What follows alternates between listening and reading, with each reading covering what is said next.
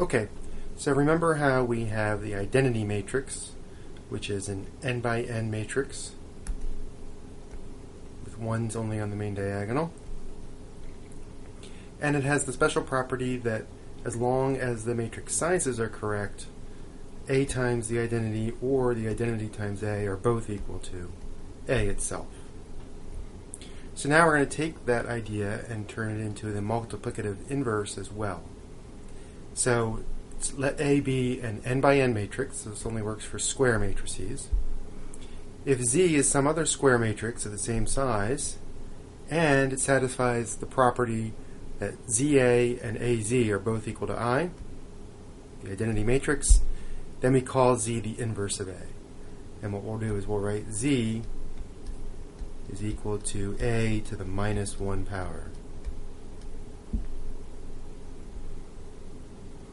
So technically speaking, the first property here, we would say that this means that Z is a left inverse, and this one we would say Z is a right inverse.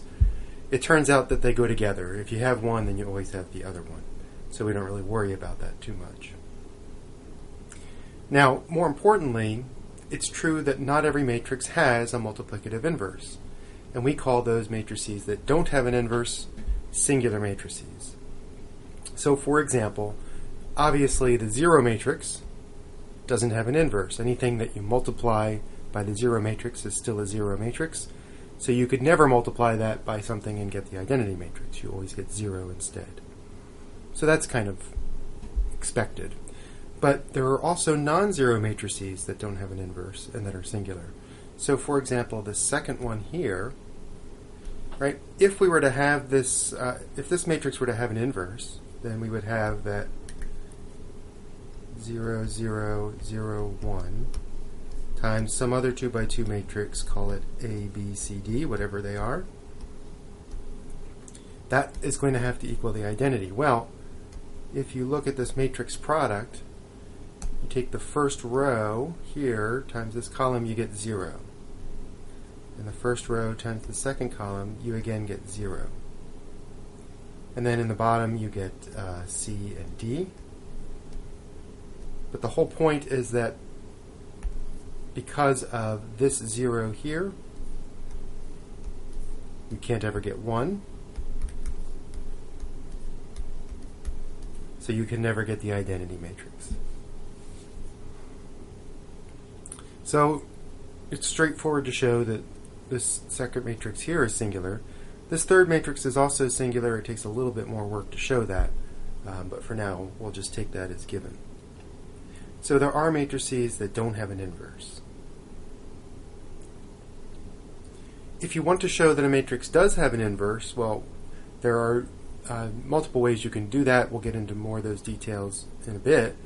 But for now, the strategy we have to show that a matrix is non-singular is to find its inverse. So if you can find a Z that satisfies AZ is equal to I, then you know that Z is the inverse, and then you also know that A must be non-singular because it has an inverse. So here's one way to use that simple fact. If A and B are non-singular matrices that are the same size, then their product is also non-singular. And in fact, we have a formula for the inverse. So we can state this as a theorem, and the proof of the theorem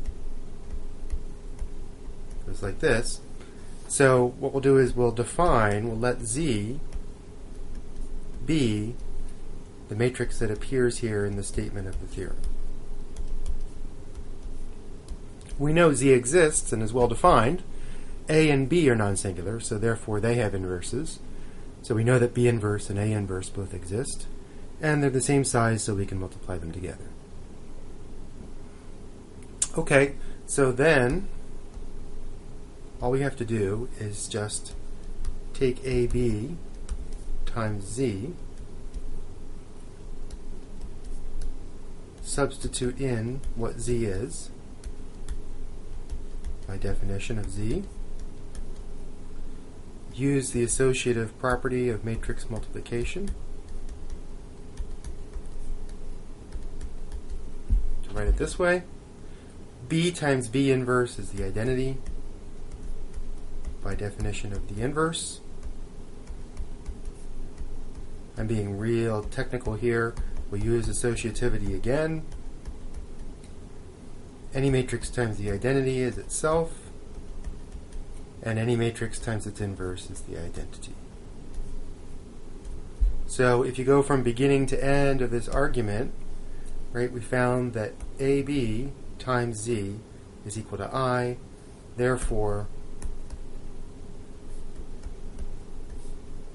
Z is in fact the inverse of AB, and since we found the inverse,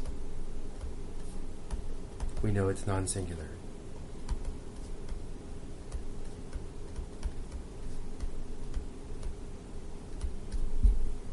And that's the end of this proof.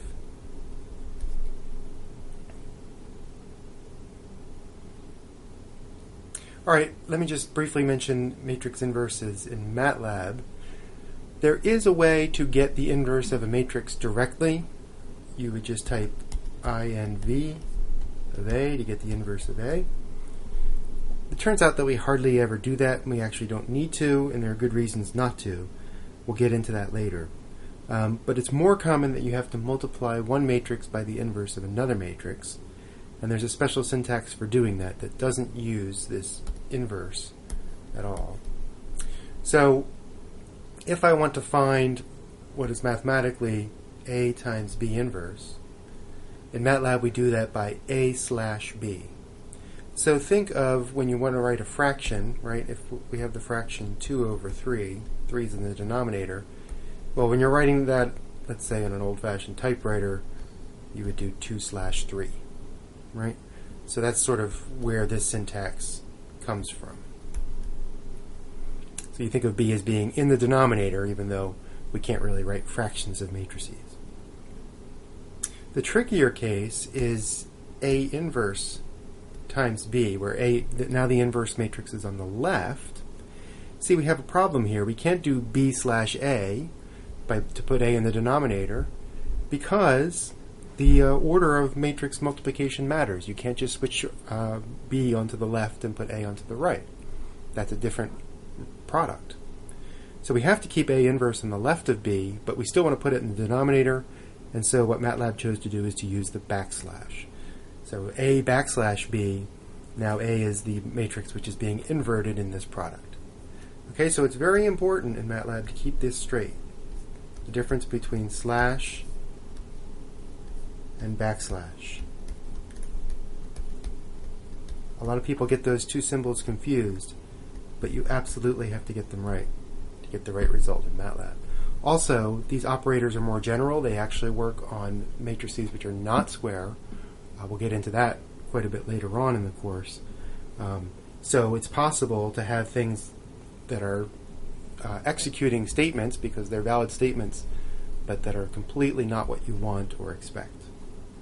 Also, I just wanted to point out that this operator is also evaluated from left to right. So if you do it twice, either slash or backslash, A/B/C is the same thing as A/B first and then \C.